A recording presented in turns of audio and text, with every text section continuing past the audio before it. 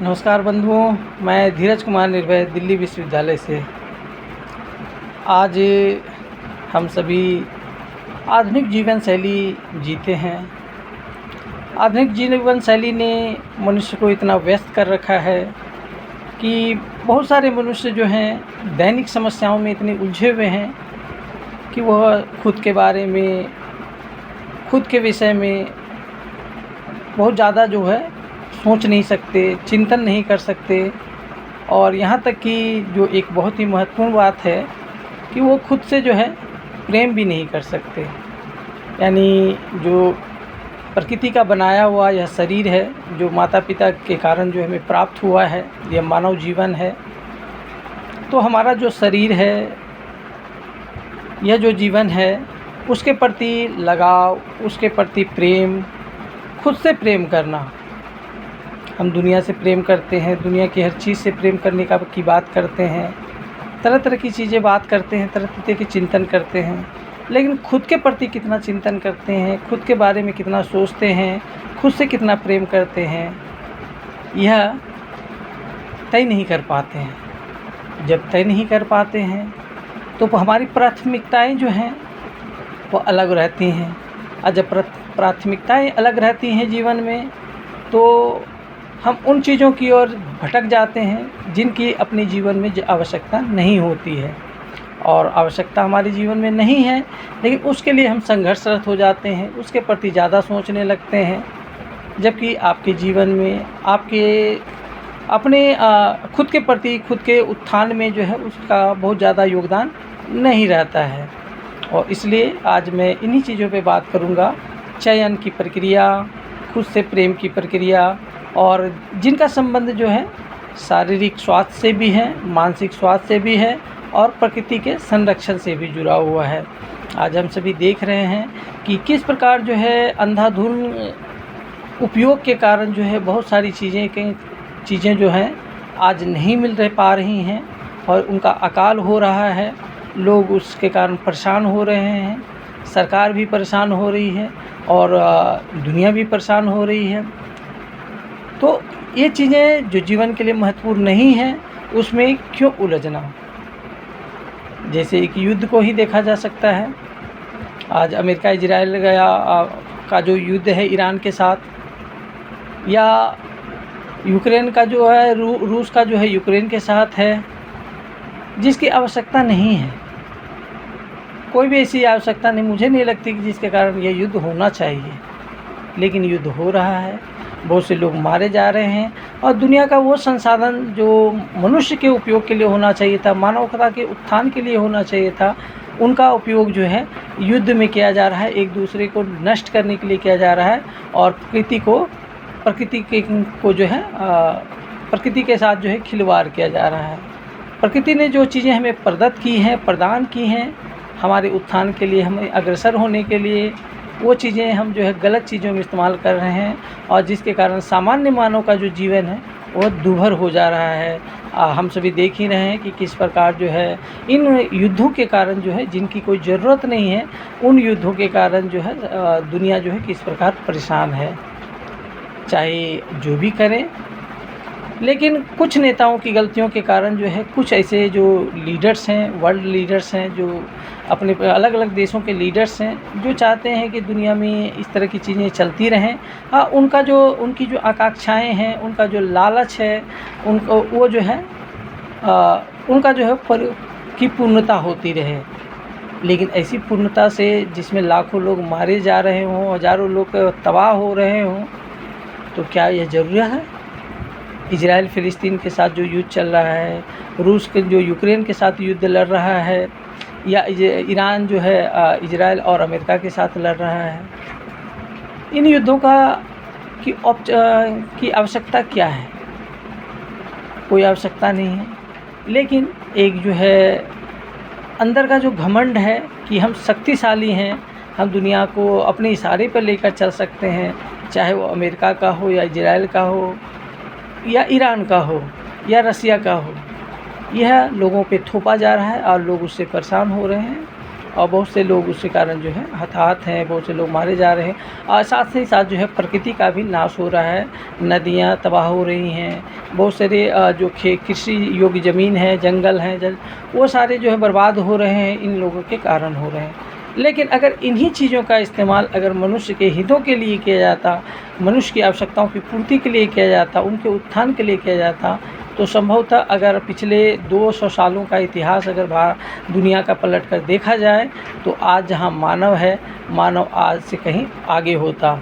अगर इसी चीज़ का इतिहास को अगर हम भारत के संदर्भ में देखें, एशिया के संदर्भ में देखें, आज से जो है 1000 साल 1200 साल पहले के इतिहास को देखें, तो हमें समझ में आ सकता है कि उस समय का जो भारत था, उस समय का जो एशिया था वो कैसा था और आज के समय में एशिया कैसा है। उसी में जो अगर हम भारत के संदर्भ में आ जाएं, बिहार के संदर्भ में, बिहार बंगाल के संदर्भ में आ जाएं, तो यह भी चीज़ें जो हैं, जो दुनिया के लिए चीज़ें थी, वो जो है कहाँ सिमट कर ख़त्म कर दी गई, नष्ट कर दी गई। जहाँ से लोगों को दुनिया के लोग शिक्षा लेने आते थे, उस भारत में, उस बिहार में वहाँ की जो चीज़ें थी, जो विश्वविद्यालय थे, जो महाविहार थे, जहाँ दुनिया के लोग पढ़ने आते थे, भारत में आते थे, बिहार में आते थे, आज वहाँ की दुर्दशा क्या है। बिहार के संदर्भ में ही ले ले तो बिहार की शिक्षा व्यवस्था की क्या दुर्दशा है वो हम लोग समझ सकते हैं। एक बिहारी होने के नाते हम लोग को देखने को मिलता है, हम लोग को समझ सकते हैं। मैं आज कुछ अन्य बातें भी करूँगा। एक चयन की प्रक्रिया है, चयन के संदर्भ में भी बातें करूँगा। पुस्तकें समाज का दर्पण होती हैं, समाज का आईना होती हैं, जिसमें मनुष्य के उत्थान की, मनुष्य के विकास की गाथा लिखी जाती है। तो उस संदर्भ में मैं बात करूँगा। सामान्यतः लोग कहते हैं कि संसार में जो है, समाज में जो है, महिलाओं का जो है कोई योगदान नहीं है, महिलाओं का कोई इतिहास नहीं रहा है। लेकिन मुझे पता है कि आज से 2500 साल पहले की भी बात की जाए, या मध्यकाल के भारत की बात की जाए, या आधुनिक काल के भारत की बात की जाए, तो हर समय जो है कहीं न कहीं महिलाओं का योगदान रहा है। चाहे वो जो है थे, हम भगवान बुद्ध के समय का इतिहास को देखें, जिसका जो एक जीता जागता प्रमाण मेरे पास अभी है, जिसको हम देख सकते हैं, यह है थेरी गाथा। थेरी गाथा एक पुस्तक है जो पाली भाषा में लिखी गई है, और इसका ये अनुवाद है थेरी गाथा। बहुत दुनिया के बहुत सारी भाषाओं में थेरी गाथा का अनुवाद हुआ है। और यह जो है, यह पुस्तक जो है आज से 2500 साल पुरानी पुस्तक है। यानी कि 2500 साल पहले इस तरह की चीज़ें, इस तरह की जो बातें इसमें थेरी गाथा में लिखी गई हैं। इसमें 77 महिलाओं ने की जो है गाथा की जो गाथा है इसमें दर्ज है।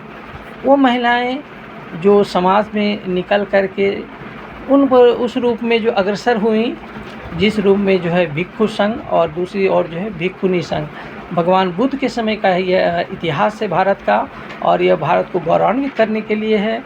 उन महिलाओं को जिनको या उस वो लोग जिनको जो कहते हैं कि महिलाओं का कोई योगदान नहीं रहा है, महिलाओं का कोई इतिहास नहीं रहा है, तो उनको जो है थेरी गाथा नामक जो यह पुस्तक है उसको पढ़ना चाहिए। साथ ही ये 2500 साल पुराना हुआ भगवान बुद्ध के कालखंड के, चूँकि भारत का इतिहास के संदर्भ में या एशिया के इतिहास के संदर्भ में जो बहुत महत्वपूर्ण चीज़ें मिलती हैं वो उसी कालखंड में मिलती हैं। भगवान बुद्ध के समय का ही मिलता है। वहाँ से जो है हमारा जो है बहुत सारी चीज़ें लिखित रूप में और पुरातात्विक रूप में जो हमें प्राप्त होती हैं।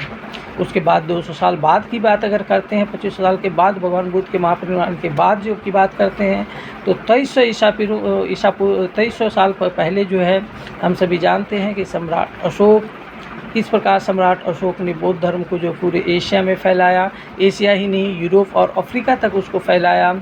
और साथ ही साथ जो है अपने पुत्र महिंद और पुत्री संघमित्रा को जो है श्रीलंका भेजा। आज का जो है श्रीलंका है, पहले यह सिंहल द्वीप कहलाता था, ताम्रपर्णी कहलाता था, वहाँ वो अपनी पुत्री को भी भेजा था। तो महिलाओं का इतिहास वहाँ भी ऐतिहासिक रूप से दर्ज है। श्रीलंका के इतिहास में दीपवंश, महावंश को अगर आप पढ़ेंगे तो वहाँ पर भी जो है देवी संघमित्रा का इतिहास जो है अजर और अमर है।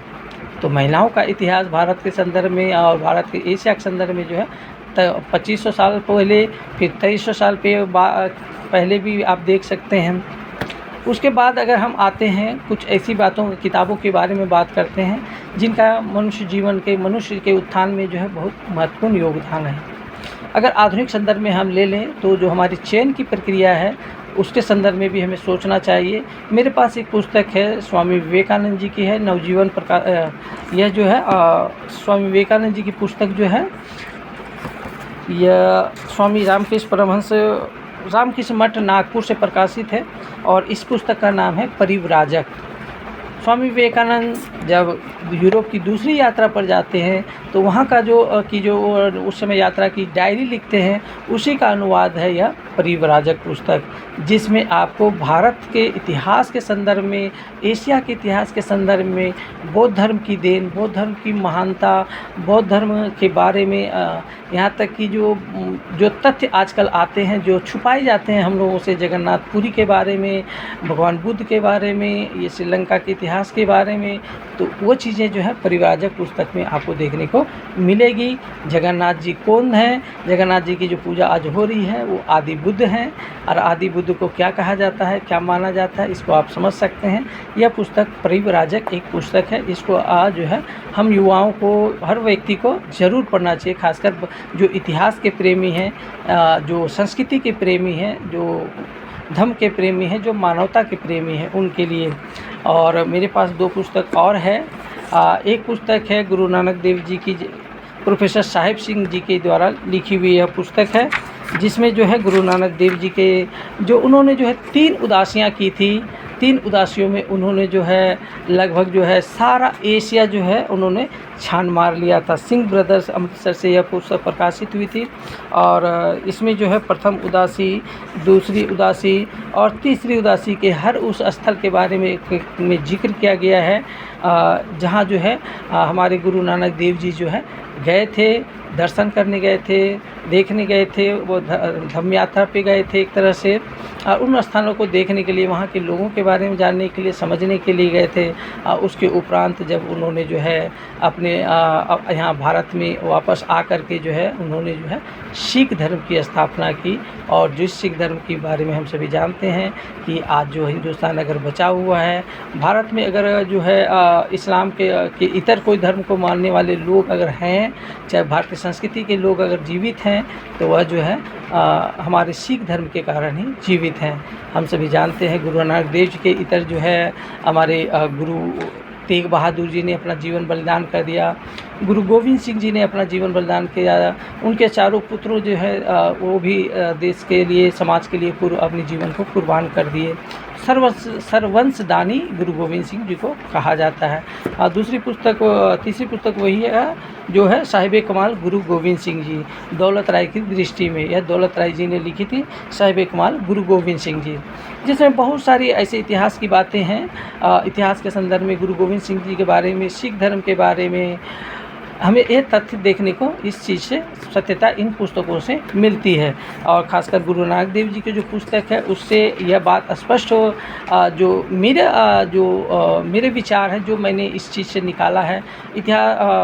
गुरु सिख धर्म के बारे में और भी चीज़ें गहनतम में देखने का प्रयास करता रहता हूँ, और ये तथ्य जो है स्पष्ट होता है कि सिख धर्म में बहुत सारी ऐसी चीज़ें हैं जो कहीं ना कहीं जो है बौद्ध धर्म से जुड़ी हुई हैं, और बौद्ध धर्म के बहुत सारे विचारों को जो है गुरु नानक देव जी ने जो है सिख धर्म में जो है समाहित किया है। उनकी जो 3 उदासियाँ हैं, जो वो जिन स्थलों को गए थे, जिन स्थलों को, महत्वपूर्ण स्थलों को पूरे एशिया में उन्होंने भ्रमण किया था, वो उनमें से जो सारे स्थल हैं वो कहीं ना कहीं जो है बौद्ध धर्म के एक समय के जो है ऐतिहासिक रूप से वो जो है दर्शनीय स्थल रहे हैं, बहुत ही सम्मानीय स्थल रहे हैं और पूजनीय स्थल रहे हैं।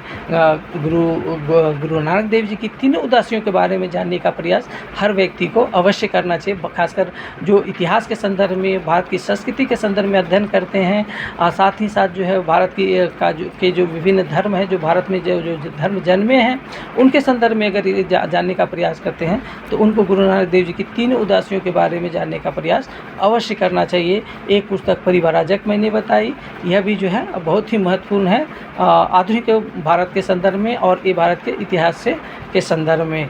तो यह चीज़ें हैं, और इतना ही चयन की प्रक्रिया हम लोगों की अच्छी होनी चाहिए। नहीं तो पुस्तकें बहुत सारी हैं, लोग उसमें उलझ जाते हैं, सही ज्ञान उनको नहीं मिलता है, चाहे सही गुरु भी नहीं मिलते और सही पुस्तकें भी नहीं मिलती। इसलिए चयन की प्रक्रिया हमारी अच्छी होनी चाहिए, तभी हम जो है समाज में अच्छी चीज़ें दे सकते हैं और अच्छी चीज़ें ग्रहण कर सकते हैं। धन्यवाद। धीरज कुमार निर्भय, दिल्ली विश्वविद्यालय से।